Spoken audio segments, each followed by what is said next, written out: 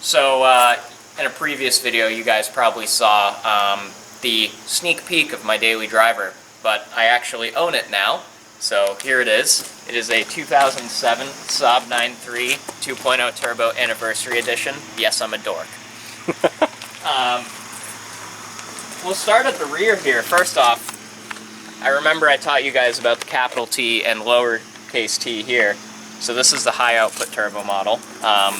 It also being an anniversary edition means that it was fairly loaded up for the time as well.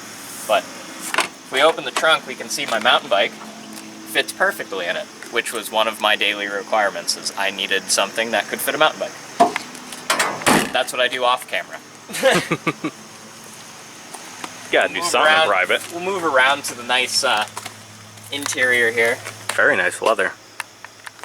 And you can see the Saab embroidered seats there. That's part of the anniversary pack. It comes with some nice stitching, two-tone seats. Apparently it's supposed to come with special floor mats too, but I didn't get those and I feel robbed. But that's okay.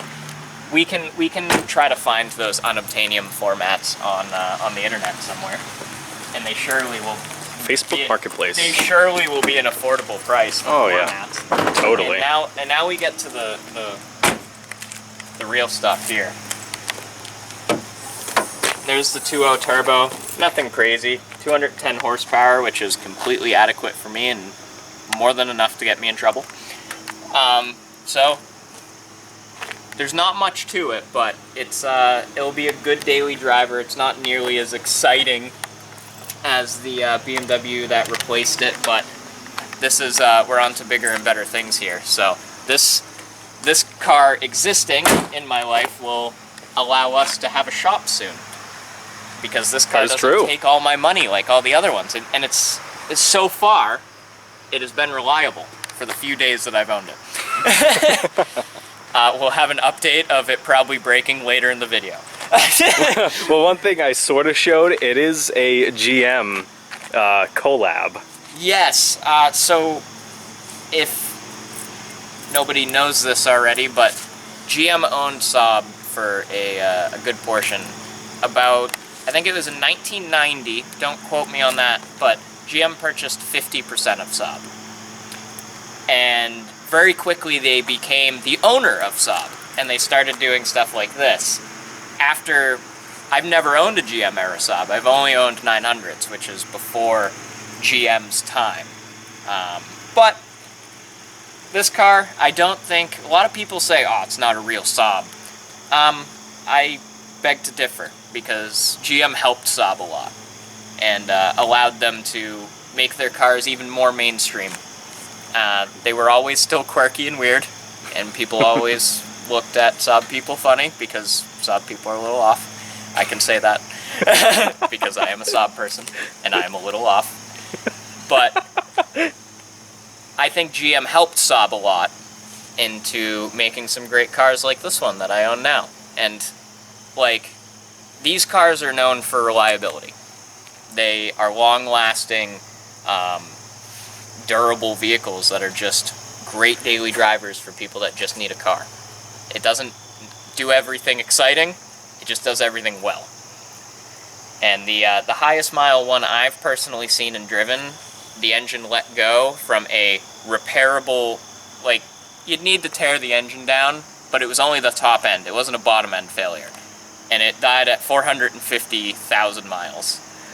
And That's it was impressive. A one owner, original turbo, original transmission, like the engine had never been opened up or rebuilt at any point, and that's when the motor decided to let go. So I'm hoping that this one will treat me at least a little bit good. I hope so. What do you think? I think it's a very nice car. Like, the color, beautiful. I need Brett's take on the car now. So let's do a nice little swap here. So first like, look at it. I think it's a nice car. Paint's very nice. I like the kit. All the amber on it, get rid of that. Clear reflectors are awesome. But other than that, I think it's like a perfect daily. It like fits your bike. It fits me, you know? Straight up reliable. Yeah, that's true. It is. So here's a bit of honesty for the crowd. This car does need a few things. I will not deny that. And one of the things I neglected to show you during the tour is this. So it does have a little rust spot here,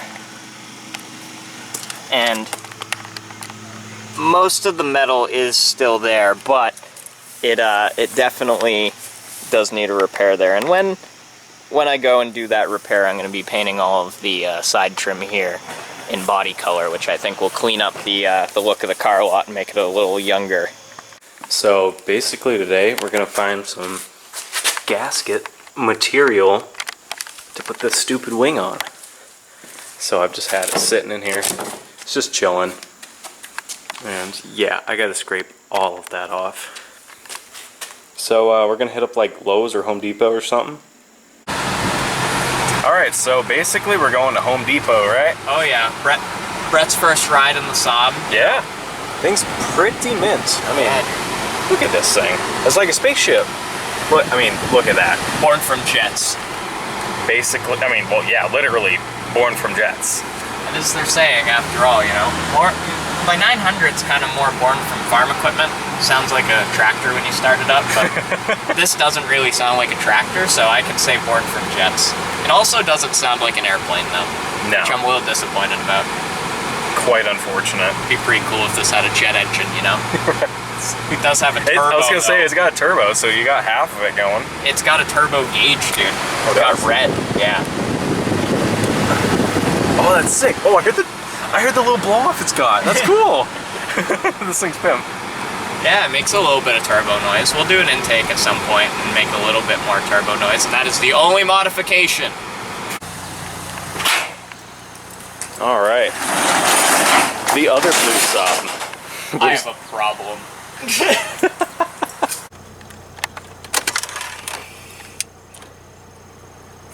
The cord is just straight garbo. Mm-hmm. Needs to be replaced. That sounded good. Yeah, that sounded like a little crunching. It's probably fine. Oh. It helps to turn the radar detector on.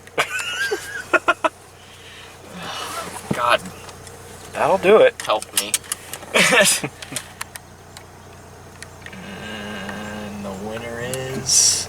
there. I think that looks fire.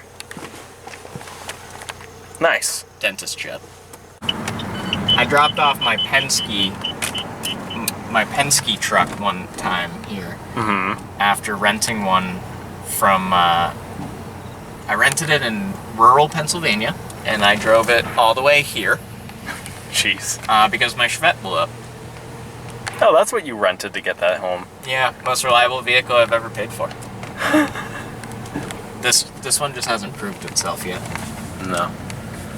Well, it may find not. out. It may still not be the most reliable vehicle I ever paid for yet. I've only owned it for a few days. That's true. Actually, I only had the Penske truck. I had the Penske truck for 2 days, technically. Yeah. So, equal. Yeah, so we'll see. I got a trip in this tomorrow, so it has plenty of time to break. All right, so we got a socket instead of anything that we need. Anything we actually need. Basically, typical though. I thought we'd take a nice leisurely journey in my new car to the beach. Yes. And see some spectacles. Oh, spectacles, indeed. We'll see. Good beach cruising. Beach cruising, even though we can't see the always- freaking ocean. You know, you guys are gonna talk shit. Always take an auto to the beach. Just, if you ever need to sit in traffic, I mean, right now you're fine in a manual. I would love to be driving my 900 right now, but Right. we're in the old 9.3. But, if you're ever going during the day, always take an automatic. Just trust me. It's just... And you know what? I'm one of those manual drivers. I will complain. Yes, my leg hurts, okay? Sometimes I just want to drive an automatic.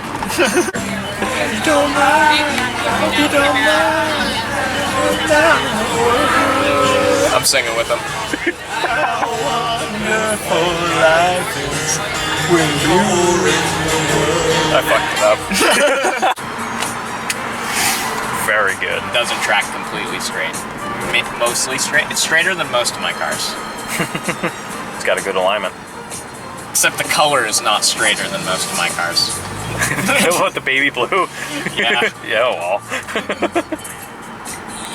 I quite liked the baby blue though. I'm a fan of it. I don't think it looks too bad on this car. I'm a fan of it. On this car, it looks I think pretty it looks decent. fantastic on this car, and I do not desire this car to be any other color. That Jeep Wrangler back there had like a huge bow on their hood. Well, maybe it was a nice birthday gift. Wouldn't that be nice if someone would just gift you a car, right? Yeah, right? That must be very nice. Is your birthday first or mine? Who's buying a car? Crap. I think mine is. No, yours is. No. Oh, dang, I'll buy you the Yugo. I knew you were gonna say that, but that would be the best birthday gift I've ever gotten. Yeah, I wouldn't complain about a Yugo as well. I wouldn't complain. The Yugo would be great. So, for reference, everybody, we were walking through Home Depot, and my idea was I was bored because Breadman was trying to find something, and I started scrolling Facebook Marketplace, and the second I open Marketplace, the first thing that pops up is a Yugo for $800, not too far from us. I think a Yugo would be hilarious, and I know nothing about them. And it runs and drives. It does. It run, drives, and stops. That's which important. I've also realized is a really important thing with cars. Like run and drive. Like I was like, oh yeah, this thing's mint. Go and get it. Drive it home. Yeah. You know? And then you will learn when you next stop sign. When you lose your master cylinder 2 hours away from home, then you will learn what stopping, like the importance of stopping, and what it really means to you and your safety. What the hell is that? That's a very nice Lime color. green. We had two very different opinions on that. I was like, well, that's a nice color. What is that? I don't think I disliked it. I was just shocked. Flames. This building's disgusting. I know. For a little bit of backstory, my significant other, she's an architect, and she has to put up with me complaining about cars I see on the side of the road, and I have to put up with her, Hello. I have to put up with her, complaining about buildings we walk by. Yeah. Whatever. Oh well.